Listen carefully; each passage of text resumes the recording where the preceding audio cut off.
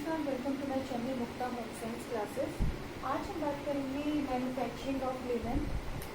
इसका निर्माण कैसे होता है लिनन का। चलिए स्टार्ट करते हैं। कॉटन के बारे में पढ़ चुके हैं, उनका निर्माण कैसे होता है, कॉटन का निर्माण। अब लिनन का निर्माण, ठीक है। तो उसके लिए कुछ स्टेप दिए हुए हैं, उनको फॉलो करना पड़ता है, ठीक है। तो पहले उसकी खेती की जाती है, फिर उसकी कटाई की जाती है ना, उखाड़ा जाता है, हार्वेस्टिंग से बोलते फिर गलाया जाता है। गलाने से इसकी जो छाल होती है वो नम पड़ जाती है, फिर उसे कॉम्बिंग या साफ करना होता है, जिससे कि रेसे अलग हो जाते हैं, बड़ी रेसे। अब लिनन में ही बड़े रेसे अलग होते हैं, उनको क्या कहते हैं, छोटे रेसे हैं तो उनको क्या कहते हैं, ठीक है। फिर क्योंकि गलाने पर ही वो रेसे अलग अलग दिखाई देते हैं। चलिए स्टार्ट करते हैं मैन्युफैक्चरिंग ऑफ लिनन। तो सबसे पहले आता है लिनन। अच्छा, उससे पहले यहाँ पर जो लिनन का पौधा बना लेते हैं।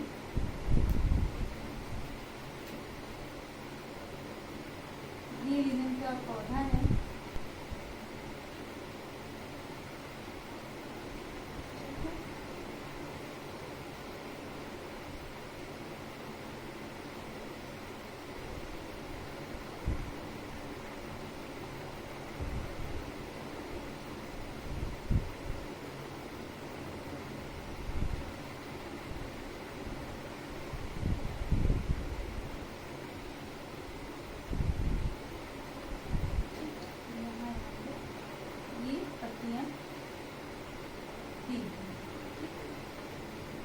ये आपकी आ जाएगी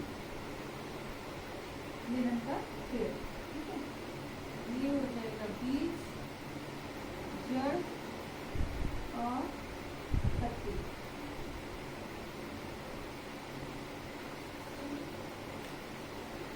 चलिए स्टार्ट करते हैं। सबसे पहले है पेड़ों की कटाई करना। पहला स्टेप आता है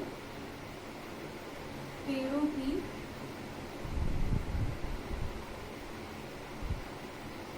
कटाई।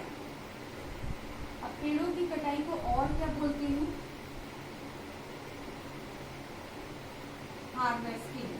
क्या बोलते हैं, हार्वेस्टिंग। तो पहला स्टेप है, अब जैसे पेड़ है, इसकी खेती की गई, पेड़ लगा हुआ है, अब इसको क्या करेंगे, उखाड़ लेंगे, ठीक है। पेड़ों को तोड़ते जाएंगे, उखाड़ते जाएंगे, लेकिन हाँ इसको ये भी ध्यान रखना है कि बीज से ना टूटे। अब इसमें सेलुलोज है, गोंद है, इसको भी सुखाया जाता है। तो इसको तोड़ लेंगे और धूप में सुखा लेंगे, है ना, डाल देंगे, क्योंकि अभी ये नम है, ठीक है।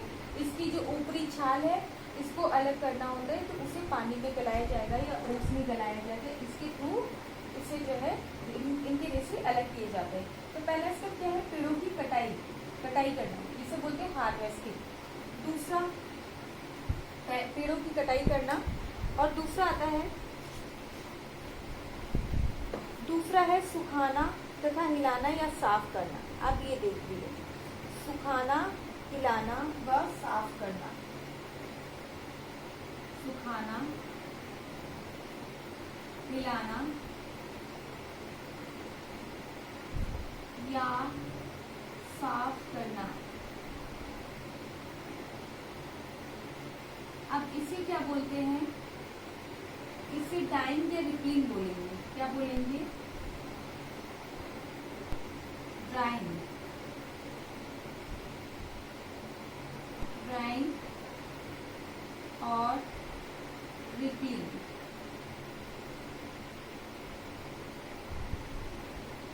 ड्राइंग या रिपीलिंग।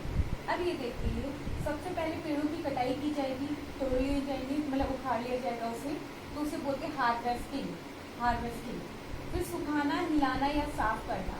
अब उनमें जो धूल वगैरह है उन्हें साफ करना, हिलाना, एक तरफ से जितने भी पेड़ हैं, जितनी भी तने हैं, उन सबको हिलाना, साफ करना, उसमें धूल कण जो भी है उनको हटा देना है। फिर तीसरा क्या आता है, गलाना। अब देखो, गलाना, ठीक है, गलाना। और इसे क्या बोलते हैं, गलाने को रेटिंग।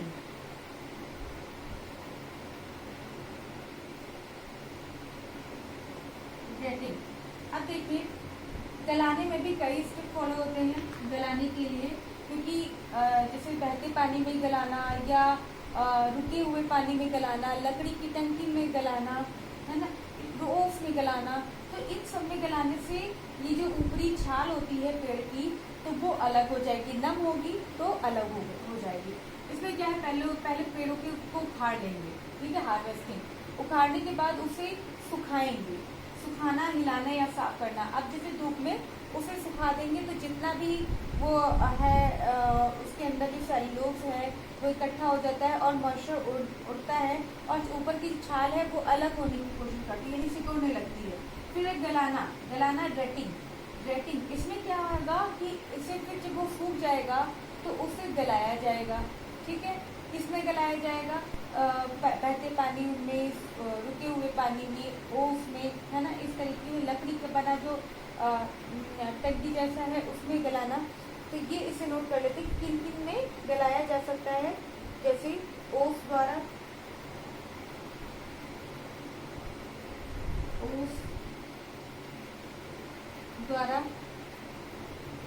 दूसरा क्या है, पानी द्वारा।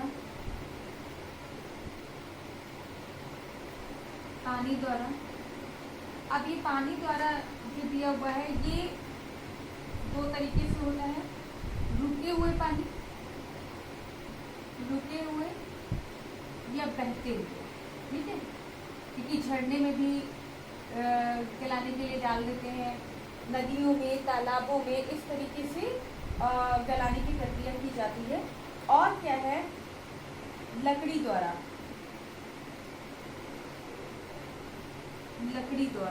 ठीक है,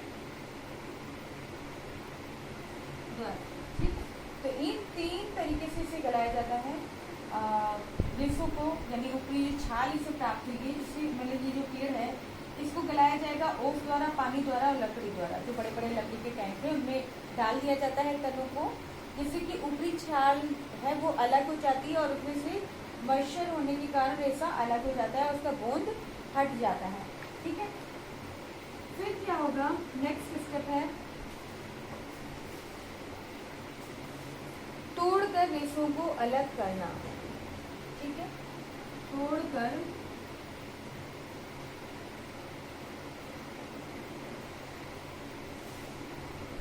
रेशों को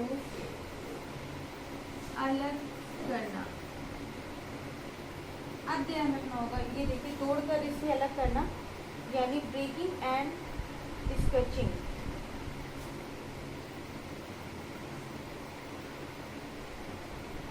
ब्रेकिंग एंड स्केचिंग, ठीक है, ब्रेकिंग एंड स्केचिंग।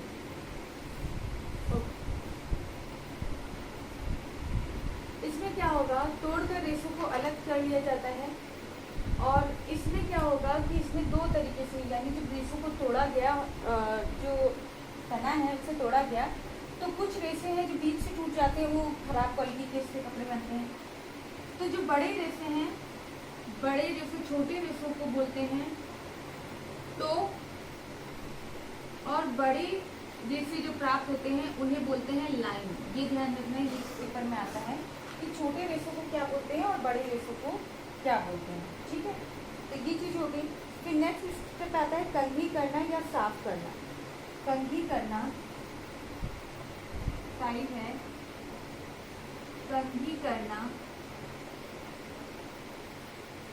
या साफ करना, इसे क्या बोलेंगे, कॉम्बिंग या हैकलिंग। कॉम्बिंग और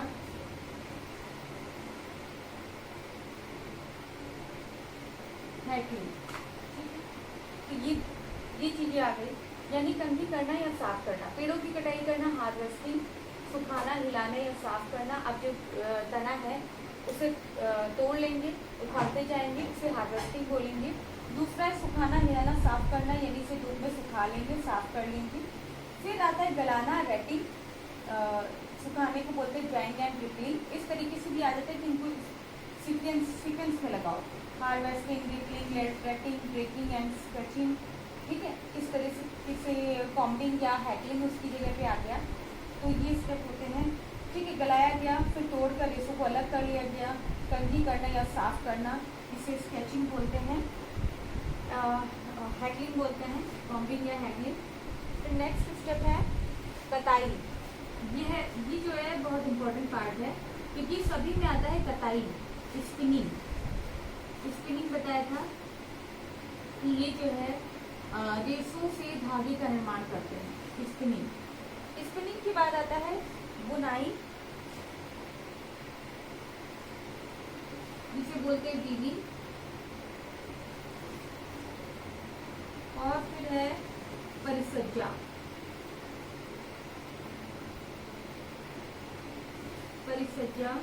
यानी फिनिशिंग।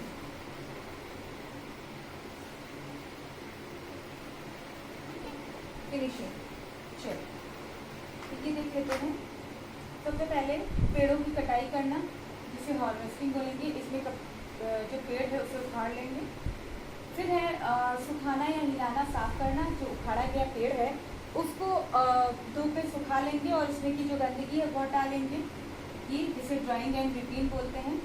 इस तरीके की कीवर्ड आ सकते हैं हिलाने के लिए। फिर है गलाना, रेटिंग किया जाएगा। तो गलाना क्या है? इसे गलाना, अब जैसे उसे धूप में सुखा लिया गया, साफ कर लिया गया, फिर उसे बहते हुए पानी या जिसमें भी इसे गलाना है, बस जिससे कि ऊपरी छाल है वो अलग हो सकती है और रेसे दिखाई देने लगे। तो ओस द्वारा गलाना, पानी द्वारा, लकड़ी द्वारा। तो उसमें ये भी आ जाता है कि झील द्वारा या तालाब में गलाना, तो वो गलाने की प्रक्रिया के अंतर्गत आएगा। तोड़कर रेसों को अलग करना। अब जब गलाया गया है तो उसमें से रेसे अलग हो गए हैं, अब उनको तोड़ेंगे जिससे कि रेसों को अलग किया जाएगा। तो जब उसे ब्रेकिंग और स्केचिंग, जब ब्रेक करेंगे तो उसमें कुछ रेसे हैं जो बीच से भी टूट जाएंगे। ठीक है, तो जो बीच से टूटते हैं तो उन्हें, यानी जो छोटे रेसे प्राप्त होते हैं उन्हें बोलते हैं टो, और बड़े रेसों को बोलते हैं लाइन। लिनन में जो छोटे रेसे हैं टो और बड़े रेसों को लाइन बोलते हैं। ठीक है, तो ये भी हो गया। फिर है कंघी करना या साफ करना। अब जब रेसे प्राप्त हो गए तो उन्हें क्लीन करेंगे।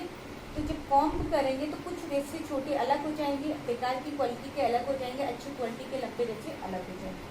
फिर ये इंपॉर्टेंट पार्ट है स्पिनिंग, यानी रेसों से धागों का निर्माण। यही कॉटन में भी हुआ था। रेसों से धागा का निर्माण करने के लिए कटाई की प्रक्रिया की जाती है। यानी रेसा तो प्राप्त हो गया, उसकी कॉम्बिंग कर ली गई, बड़े रेसे अलग कर लिए, छोटे रेसे अलग कर लिए। अब उनको स्पिनिंग के थ्रू उसे ट्विस्ट करेंगे, यानी कटाई करेंगे। यानी जो रेसा प्राप्त हुआ है, कई सारे रेसे, एक रेसा, दो रेसा, उनको आपस में ऐड देंगे तो वो उससे धागे का निर्माण होता है, उसमें मजबूती आती है, उसे बोलते हैं स्पिनिंग।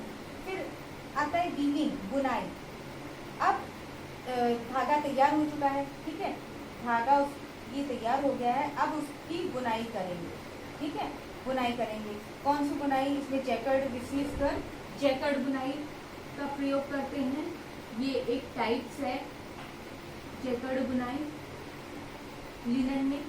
ठीक है, तो ये बुनाई में ताना बाना लेकर के बुनाई की जाती है और अलग अलग टाइप से ये बुनाइयाँ पढ़ेंगे। तो वो कौन सी बुनाई किसमें की जा सकती है? फिर है परिसज्जा, लास्ट में परिसज्जा, फिनिशिंग। अब फिनिशिंग देनी होती है कुटाई के थ्रू, उसमें बीटलिंग की जाएगा। ठीक है, कुटाई करना दबाने के लिए, कैलेंडरिंग है ना, कैलेंडरिंग, मर्सराइजेशन। तो ये सब अलग अलग प्रक्रिया है। यानी इसके जो प्रेस द्वारा कैलेंडरिंग की जाती है, मर्सराइज किया जाता है ना। तो ये उनका पूरा कवर हो गया है मैन्युफैक्चरिंग ऑफ लिनन। आगे के वीडियो में हम आगे के टॉपिक के बारे में बात करेंगे। अभी के लिए इतना ही, धन्यवाद।